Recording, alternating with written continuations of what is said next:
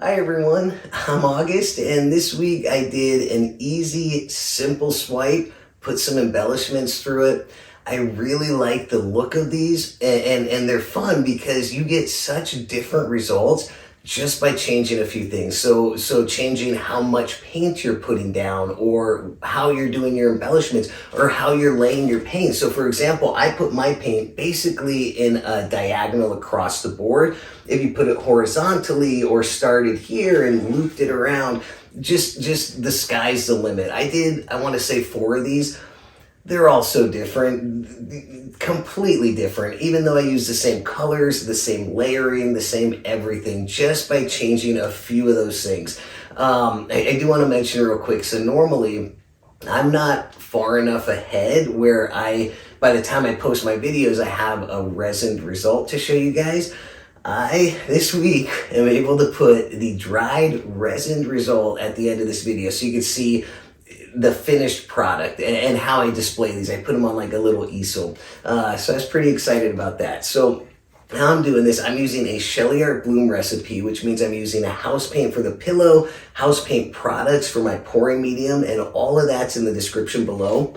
I put down a white house paint pillow, and I put it down in a square because my board's square. This is an 8-inch square that I got off of Amazon.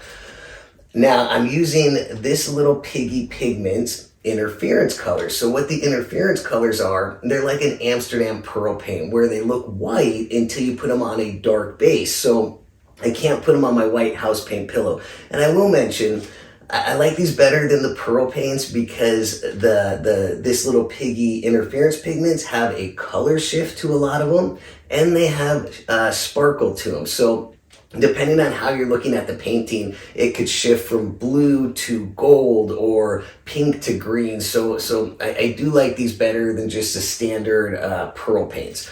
But I'm sorry, I got sidetracked.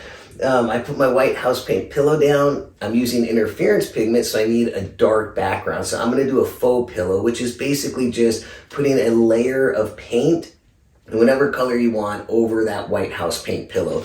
I did Payne's Gray this time, and I think it looks good. Usually I'll do black for my faux pillow, but I did Payne's Gray. So how we're putting the faux pillow down, and the faux pillow color is mixed exactly the same as all your other colors. I just pour it onto my little scooper here, and I'm gonna say pour more than you think you need, because you don't wanna run out halfway when you're spreading this down on the canvas. You put more than you think, and whatever's left over on this, you just scrape it back into your cup and you can reuse it later. When you're transferring your faux pillow down, make sure you're getting as close as you can to the canvas, because that's going to reduce those air bubbles, but also make sure that you're not hitting the pillow and dragging that along with it. So as close as you can get to the canvas. So now we've got our pillow down, we've got our faux pillow. Then I just started laying out strips of color. Came in with a palette knife, not this big palette knife, I'm just using this so you can see it better. And I put a SHELEE Art Cell Activator on the back of it, and I just swiped through where I had my colors. Now, a couple things when I'm swiping, I always, when I first place my palette knife down, the back edge that I'm gonna be swiping forward with, I always make sure that the entire side is evenly on top of that paint. And I also make sure that this front edge is lifted a little bit so it's not dragging in the paint and dragging paint up over it.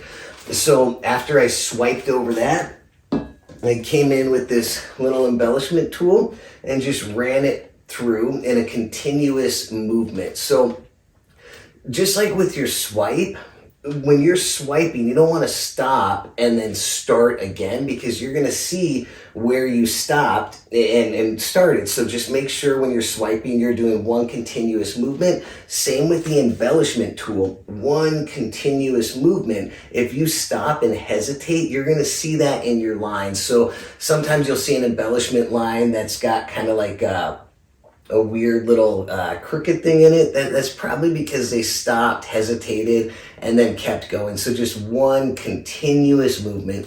Worst case, you hate it, you can scrape it. I think that was everything to go over with this. Hope it wasn't too confusing.